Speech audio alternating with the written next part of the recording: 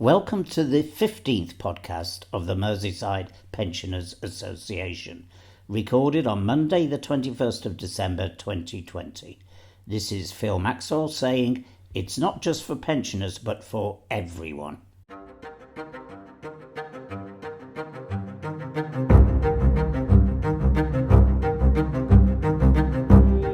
In this episode, we speak to some of the scores of people who protested outside St Martin's Care Home in Wavertree. The home removed its last resident 2 weeks ago. Veteran peace campaigner Bruce Kent compares the Labour Party to the Catholic Church. We examine corruption and cronyism in the government and reveal those making a packet out of the pandemic. We have an exclusive interview with the new variant Health Secretary Matt Hancock and ask him why he continues to mislead the public. And Jerry the plumber reveals what happened when he repaired the Prime Minister's blocked toilets.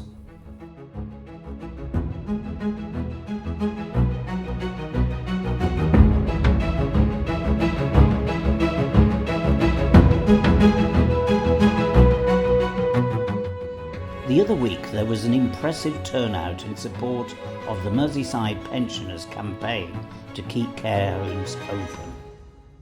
Protesters from across Merseyside gathered outside St Martin's Care Home in Old Swan. The last resident was removed earlier this month. The home, owned by a private company, was purpose-built and had a good assessment from the Quality Assurance Commission. There was no need for the residents to be moved, and the campaign to put the needs of residents before the profit margins of private companies will be stepped up in the coming months. The heartless removal of the residents with minimal notice demonstrated that profit is the sole driver behind private companies who own and run these care homes. I attended the protest and asked the Secretary of the Merseyside Pensioners Association, Audrey White, why she was there.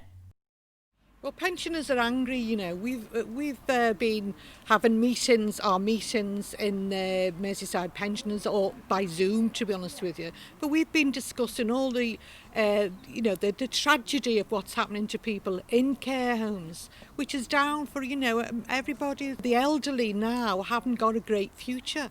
20,000 of them have died with COVID in care homes. This one here that we're outside now, St Martin's Care Home, it had a reasonably good reputation, and I'm sure that a lot of people will have moved in with the hopes that this is where they were going to feel at home over a period of time, and they would spend the rest of their days in decent care.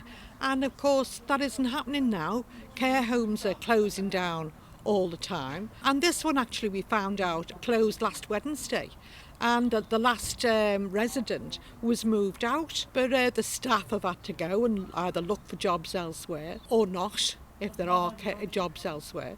So yeah, we feel very strongly, we're the Merseyside pensioners. Who else is shouting out on our behalf? We've got to do it ourselves. We've got to get out and do the politics in Liverpool. We've got to make sure that there is some opposition, that somebody's given a voice to the thousands and thousands of people, not just in Liverpool, but all around the country, who will be turfed out. This is the beginning of an epidemic, if you like, of people being turfed out of their care homes all across the country. And it's not just, can I just say, it's not just pensioners. There's all sorts of people needing care who aren't elderly.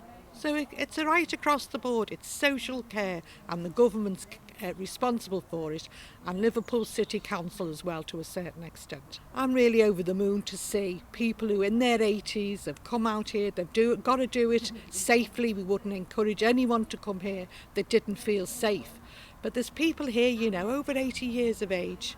Where are our representatives? Where are the councillors? Where are our MPs? Who's the MP for this area? I want to see that MP here campaigning alongside us. I want to see these people speaking out. We shouldn't have to be doing this at our age. What are we doing standing in the cold? Where's our MPs? Where's the councillors? They should be. If Labour is going to get anywhere, Labour has got to be leading campaigns like this, not hiding. No demonstration organised by the MPA is complete without the musical accompaniment of Phil Newton. Phil brought his clarinet with him to warm the spirits of the protesters.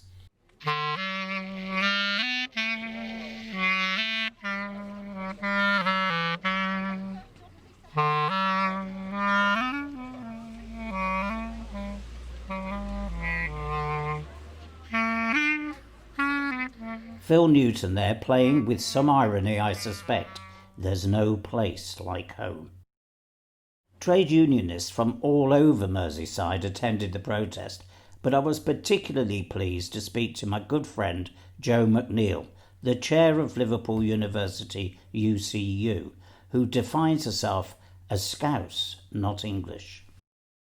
I'm here today to bring solidarity from the University of Liverpool's UCU branch to the Merseyside Pensioners Association because, every time we hear about a care home closing, we recognise the fact that, the people who are in these care homes right now, they're the people who fought for the employment rights that we've got today. They're the people who, fought for everything that we have in our society right now, and we need to stand with them when they're being turfed out of their homes. They treat these as their homes. We can see here that this is about gentrification, that this land is going to go. It's really heartening to see Merseyside Pensioners Association taking this up in force and making sure that they're fighting for all those people who are losing their homes today. It's outrageous to see another care home closed, and I just want to bring a message of solidarity and say that, your fight is our fight, and we're thankful for all the people who, all the pensioners who fought before us, and we'll do what we can to stand with you now and fight. Protesters were keen to let me know why they were supporting the campaign, and I spoke next to Lynn Staunton from the campaign to keep the Milvina and Brushwood care homes open. I'm here supporting people that actually supported our campaign, the Milvina and Brushwood. They were closing, we fought that and we won that, thank the Lord. But when I look here today, this has closed. It's just outrageous. This is what it leads to. It's not a business, it's a service. And once you make it a business, it's got to make profit. And if it doesn't make profits, they close it down. The impact is devastating because I know if you move somebody at any time, anybody with dementia, you move them, you're in serious trouble because what will happen is they're in fear, they're frightened of everything. Now, you move them in a pandemic. They don't have family support with them. They don't know where they're going. They don't know what you're going to do to them. It's so bad. It affects every family member as well as that resident of that home.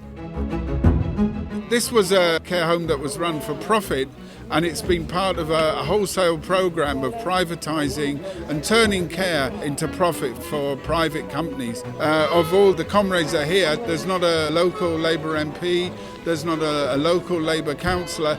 They're all very proud to clap, and they're all very proud to take credit for campaigns, and they're all determined fighters, they say, to fight back against this system. But when it comes to really any practical solidarity, you won't see them for dust.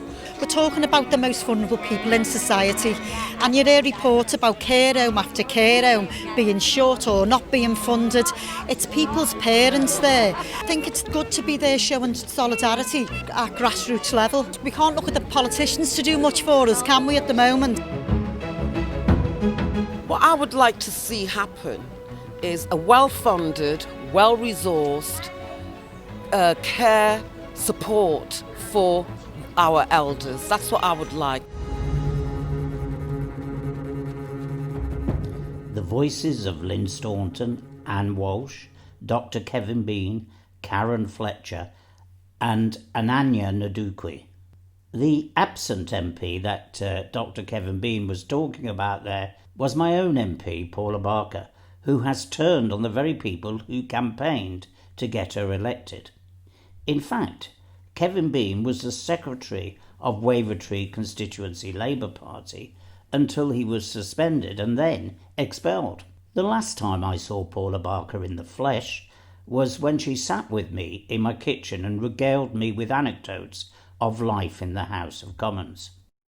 After I said goodbye to her on the doorstep, I returned to the kitchen and noticed she'd left a bag containing a bottle of champagne for me and my partner Hazwan, who, as you know, is the producer for this programme.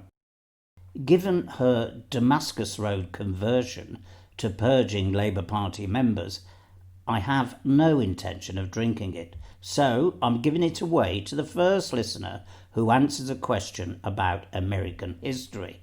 First, listen carefully to this recording where composer and filmmaker Hans Eisler is questioned during the McCarthy witch hunt trials. What I have asked is, are you now, have you ever been a member of the Communist Party? I say I'm not now member of the Communist Party. I tried to explain to you that I made 1926 an application for the Communist Party in Germany. That was Hans Eisler being questioned in 1947 during the McCarthy witch hunt. And the question is, what was the name of the committee that he appeared at? What was the name of the committee that he appeared at? The first person to email me at maxwellphotouk@yahoo.co.uk will receive a bottle of Lanson champagne, courtesy of the former Jeremy Corbyn supporter Paula Barker.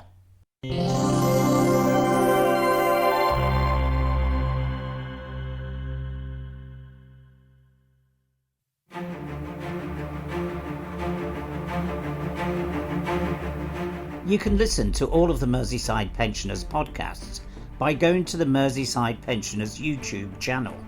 There's also some films you can watch featuring the campaigning work of the MPA. You can also hear us each week on Liverpool Community Radio FM 106.7 or online. You can also find the MPA podcast on Spotify and Anchor.fm.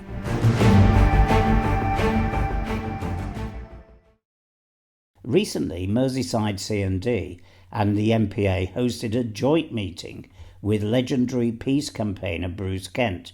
Bruce, of course, was a Catholic priest many years ago, and he paid tribute to the role that Jeremy Corbyn has played over many years in the peace movement. He was asked a question about the witch hunt in the Labour Party and made an interesting observation. As a member of the Labour Party myself, we have been told that any endorsement of Jeremy's Corbyn will get us expelled from the party. We've been actually told that. This is worse than the Catholic Church. Don't get it. You disagree with the Pope. I think that's ridiculous. And furthermore, it's counterproductive, because what it's going to do is divide the Labour Party. When they ought to be in a winning position, they're going to be in a non-victorious position because of the splits in the party. And suspending Jeremy and people like him and you and other people is a kind of suicide note.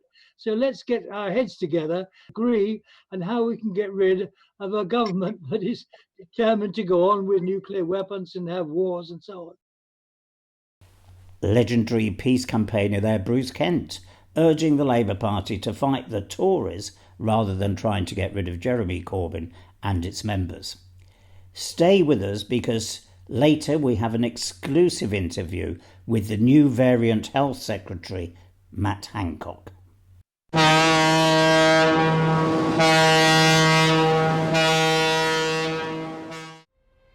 From the very beginning of this crisis, I followed the advice of our world-leading scientists. Right since the start of this crisis, we've been clear that all our plans are based on the best possible science. We have been following the scientific and medical advice. At each point, we've been following the scientific and medical advice. At all stages, we have been guided by the science.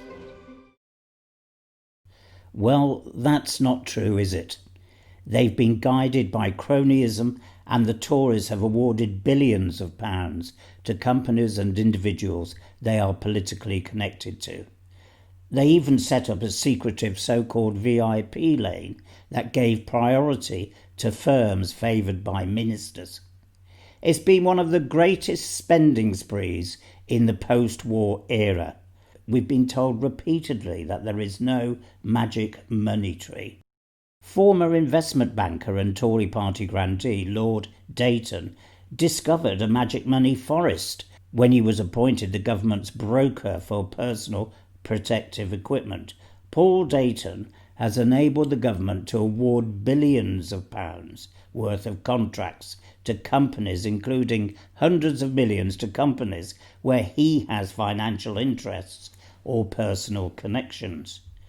Under the cover of the pandemic emergency, standard transparency rules have been discarded and shed loads of money have been awarded without any competitive tendering. According to the National Audit Office, half of the contracts awarded during the first 7 months of the pandemic remain concealed from the public. Billions went to companies without the remotest connection to the supply of personal protective equipment. Fashion designers, pest controllers and jewellers got lucrative contracts.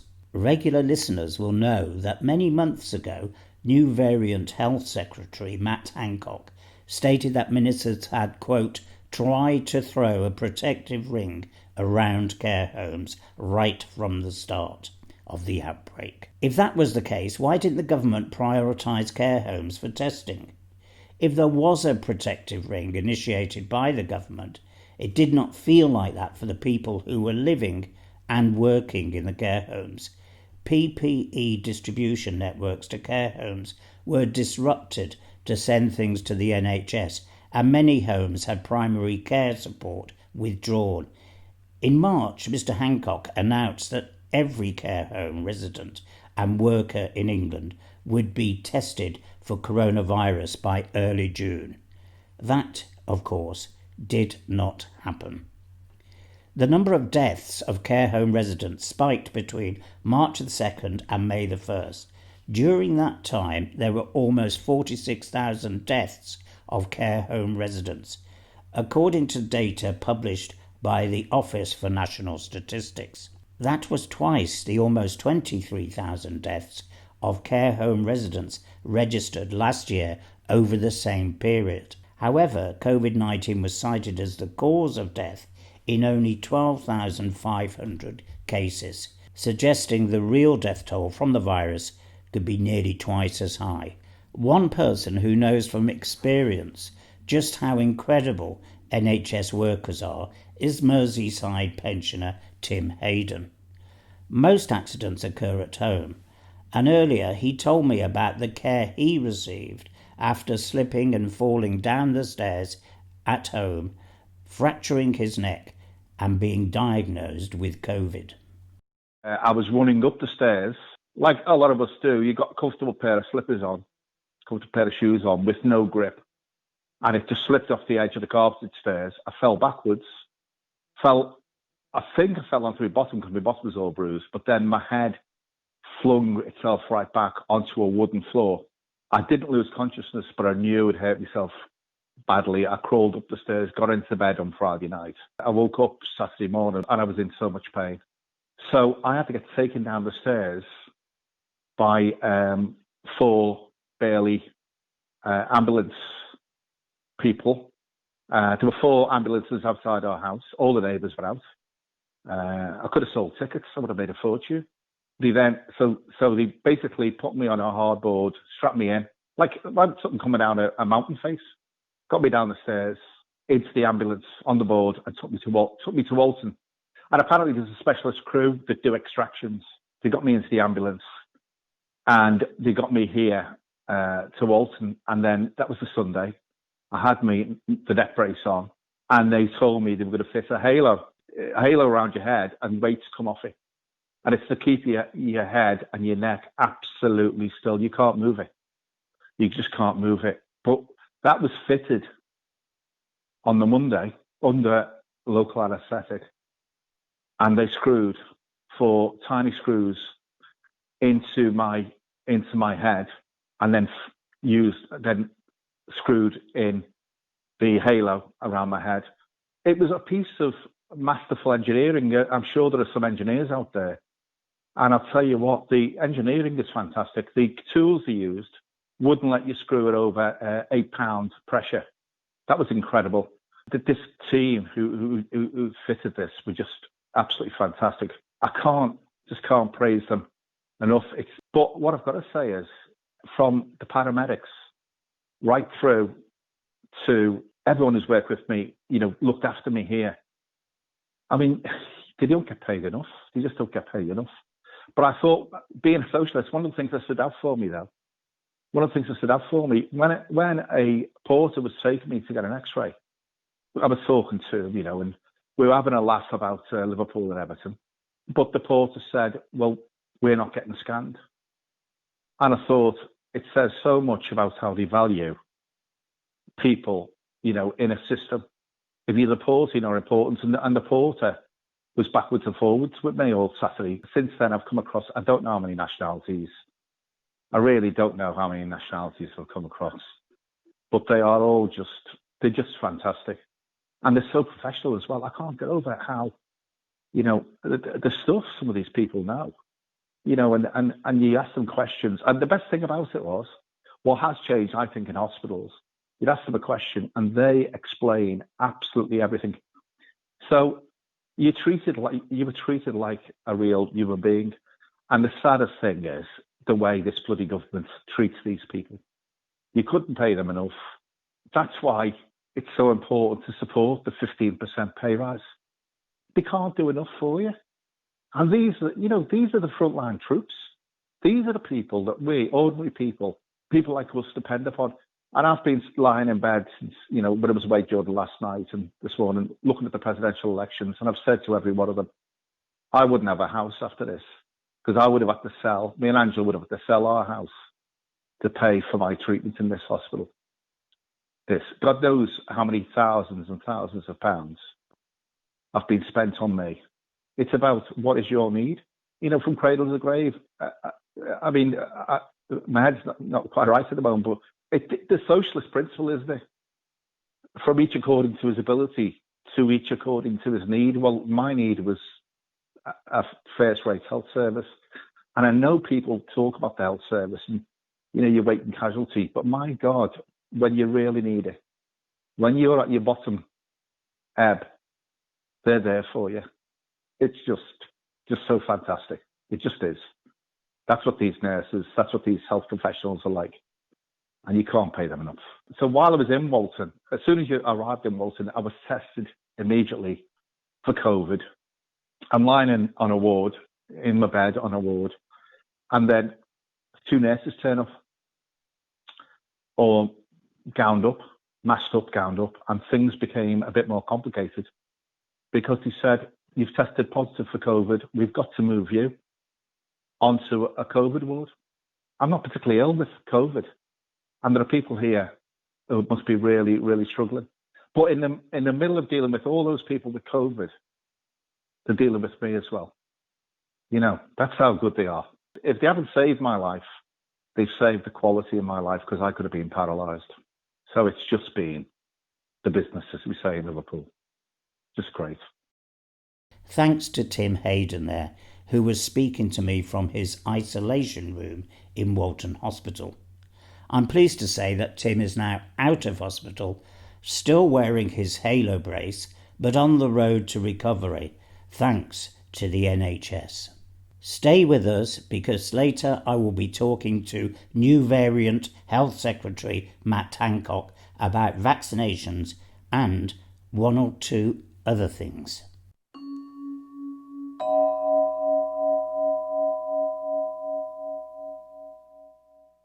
Now I'm having to interrupt the programme to bring you a special health warning from the Merseyside Pensioners Association.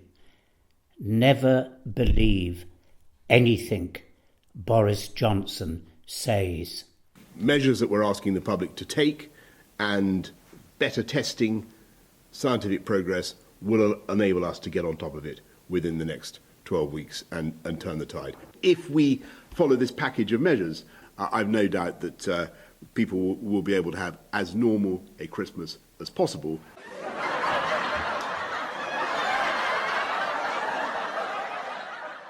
I'm still having problems with my plumbing, so I've tried again to phone Jerry the plumber to get it sorted.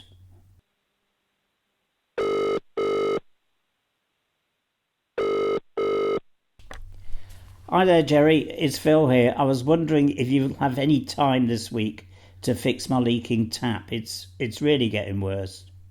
Oh, hello, Phil. Yeah, sorry, mate. I haven't got back to you, but blimey, I've just been so busy. I just got back from Hancock's, and this bloke phoned me up. Couldn't understand a word he was saying on the phone at all. I said, mate, what's going on? Are you in a tunnel or something like that? I just couldn't understand what he was saying. So I said, look, mate, you'll have to send me a text message. He sent me a text message about his toilets. They're all blocked, he said. It's for some address in Uxbridge and South Ruislip. Yeah, he said his toilets were absolutely packed, jammed packed they were. He said, could you come round? He said, you can have unfettered access to my house. Get to the address, knock on the door. Well, I assumed it was the maid that answered the door. She had a maid's uniform on. Anyway, she said, oh, you've just missed the master. She said, he's gone to a meeting with some lot called Delawit Food Kitchens or Us PLC, something like that. Anyway, she said, yeah, the toilets, all blocked. None of them are working. Absolutely full, she said. She said, there's about 10 toilets in the house. And she said, oh, don't forget the master's man cave out the back. So, yeah. So anyway, go around, cleaning, getting all the toilets full of disposable nappies. There were lots of them, absolutely full of disposables. Cleared some of them up, go out the back to his man cave, sign over the top of it. Bullington Hall, he had. Bullington Hall, he's called it. I don't know why he's called it that, but anyway. So I go in, and amazing. On the old mantelpiece there were 17 Father's Day cards. Well, I had a look at some of them. They all had different names in them. Unbelievable. I had a quick sneaky peek at one of them. And he said, I've never met you, Daddy, but my mum, Jennifer, said you were very generous. Love, Imogen, Curie, he said. Anyway, so, toilet in the man cave. Managed to start kind of getting my plunger on there. Anyway, it wasn't moving. So I thought, well, I'll go out the driveway, down the driveway, have a look at the old, lift up the old inspection chamber. It was just full, and I mean full of brown envelopes. Well, I didn't know what this bloke does. But anyway, I think he probably makes hats, I think, for insomniacs, because all these envelopes, they all had on them, thank you for the knighthood, which I thought was rather strange. So, yeah, managed to rod most of it out. I've never seen so much excrement in all my life, I can tell you. The whole house kind of smelt of the kind of farmyard. It kind of, well, to be honest, Phil, then the whole house kind of reeked of kind of bullshit. It was just unbelievable. All of a sudden, this bloke turned up, and you know who it was, don't you? You know that bloke, you know, remember during lockdown, that bloke who, that clown, he was on the telly at about 5 o'clock every night during lockdown, talking absolute gibberish in front of the two Union Jacks. It was him. Anyway, he starts talking to me. I still can't understand him. And there he is, stood right next to me. I can't understand a word he's saying. So anyway, I said, look, mate, you're going to have to text message me again, aren't you? You know what I mean? Well, I've never had a text message conversation with a bloke who's actually stood next to me. Back to your dripping tap, Phil. I've been so busy, Phil. I've actually had to take on another worker. I'll pass your phone number to her and see if she can help you out. Her name, if she does phone you, her name's Dido Harding. She's never done any plumbing before, but I think she may be able to help you. But if she doesn't contact you, you have to give me a ring in a couple of weeks, Phil, all right? Is the tap bad? To be honest, Jerry, it's really, really bad. Are you managing to control it? It's really, really bad. Are you on a water meter, Phil?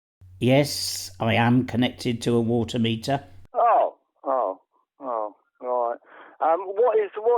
Do you know what your water company is, Phil? To be honest, Jerry, I haven't got a clue. Oh, okay. That's a pity, that, because I recently bought some shares in a water company. I just wondered whether it was yours, you know, because obviously whilst your tap's dripping, my shares are increasing in value. But anyway, that's by the by. But anyway, Phil, yeah, if Dido doesn't contact you in the next week or so. Give us a ring, and I'll get over to you, hopefully, this side of North East Somerset, Phil. All right, lovely speaking to you, Phil, as always. Lovely to hear a friendly voice. Well, I do hope that I get a call from Dido Harding very, very soon.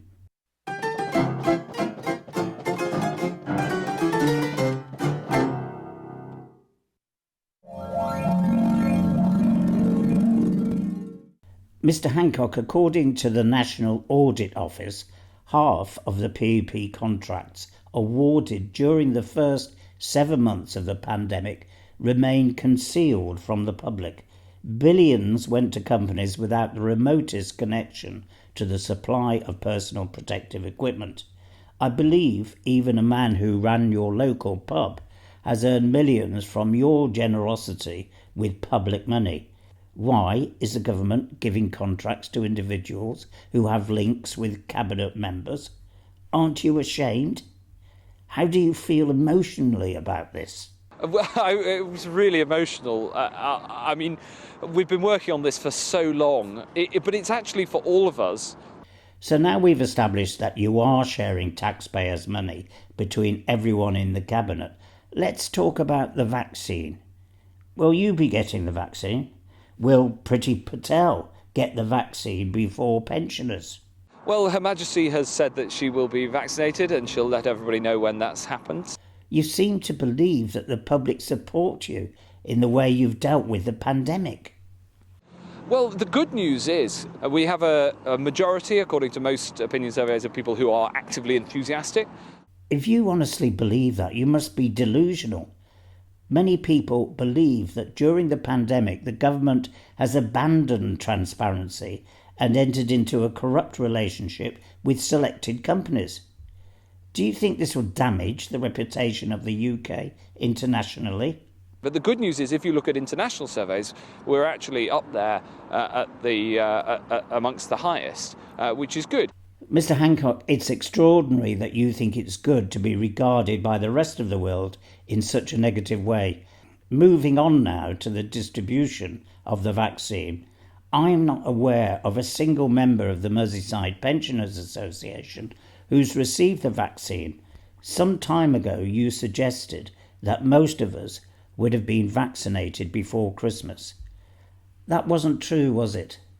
How long are we going to have to wait? Summer? No, I hope that we can get through the programme sooner than that. We aim to reach all of those who are vulnerable by the spring. When we've come to the priority and taken the clinical advice on who to prioritise, age is the dominant factor in that prioritisation. OK, I see age is the dominant factor. So how old do you have to be? 100? We have got this relatively straightforward prioritisation, which is essentially based on age, and then with other clinical vulnerabilities and, of course, health and social care workers. So you're clearly not going to answer the question. Saying it's essentially based on age doesn't help, I'm afraid. Regarding the amount of money the country has had to pay to purchase PPE, last March you told the Commons that the UK was well placed to deal with the pandemic, but that clearly wasn't the case. PPE stocks were not in place at that time. Aren't you ashamed of that? No, I'm absolutely proud of the work that the team did and that I was part of to make sure that there was never a point at which we ran out of PPE as a country. Well, your friend and former neighbour, Alex Bourne, who used to run a pub close to your former constituency home in Suffolk, must be very proud too, because he got a £30 million contract to supply equipment, even though he had no experience of supplying or manufacturing medical equipment. Well, the thing about that contract, as with all the others, is that it wasn't signed by me and it went through the proper process. And this was a massive national effort. And we were absolutely throwing everything at it to make sure that people in hospitals had PPE all the time so they could protect themselves. And, you know, I don't regret absolutely driving that as hard as I possibly could. Matt Hancock there, saying he has no regrets.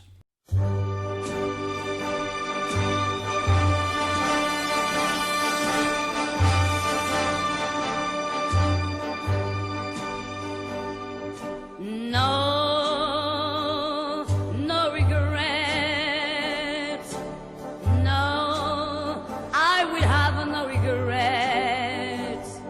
All the things that went wrong. You can listen to all of the Merseyside Pensioners podcasts by going to the Merseyside Pensioners YouTube channel. There's also some films you can watch featuring the campaigning work of the MPA. You can also hear us each week on Liverpool Community Radio FM 106.7 or online. You can also find the MPA podcast on Spotify and Anchor.fm.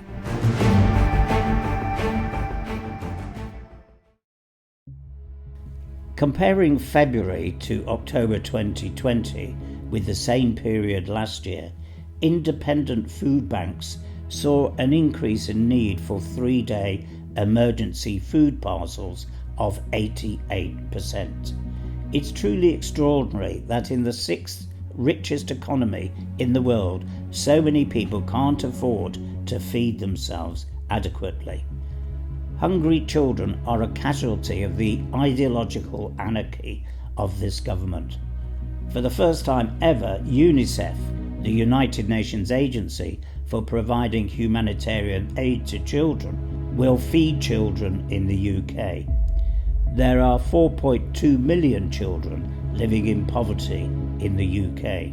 Earlier this year, the leader of the opposition, Marcus Rashford, started a petition calling for the government to offer free school meals in England during the school holidays. The successful campaign resulted in about 1.3 million children in England being able to claim free school meal vouchers in the summer holidays.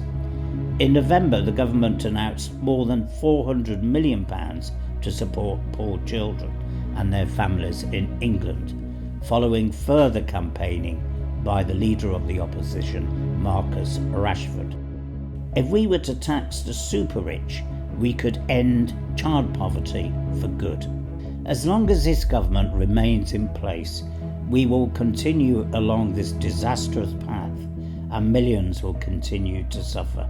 The fighting spirit of the people we heard earlier in the programme, protesting about the treatment of pensioners, privatisation and putting profit before the basic needs of human beings, gives us hope. We need all of us to organise and fight for change. Thanks to all the participants in this programme. Our next podcast will be a review of 2020. Until then, this is Merseyside pensioner Phil Maxwell saying thanks for listening, stay safe and solidarity. The programme was produced by Hazwan Hashim. Oh, and I forgot.